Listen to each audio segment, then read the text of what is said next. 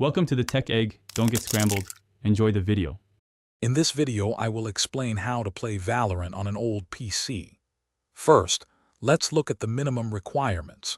You'll need at least 4 GB of RAM and 29 GB of free disk space.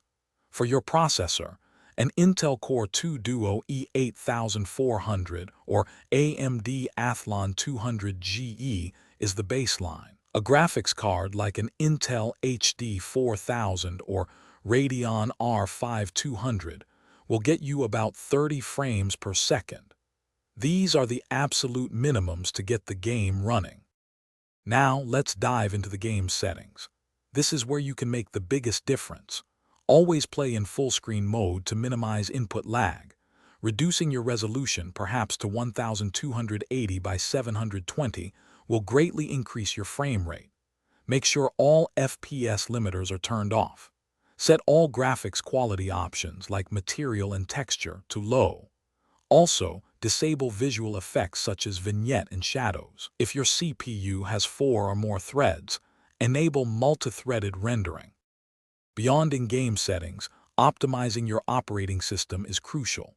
First, ensure your graphics drivers and windows are fully updated. Change your power plan to high performance to dedicate more resources to gaming. Close any background applications like web browsers or music players. Disable unnecessary programs from launching with Windows. Once Valorant is running, open Task Manager and set its process priority to high. You might also test disabling Windows Game Mode, as it can sometimes hinder performance on older systems. Finally, let's consider hardware and advanced tweaks. If possible, upgrading your RAM to 8 or 16 GB offers a noticeable boost. Swapping an old hard drive for a solid-state drive will drastically cut loading times and reduce stuttering.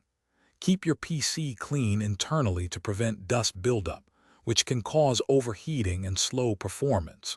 For NVIDIA graphics card users, setting low latency mode to ultra and power management to prefer maximum performance in your control panel can further enhance responsiveness. Thanks for watching. Consider subscribing if I helped unscramble your problems.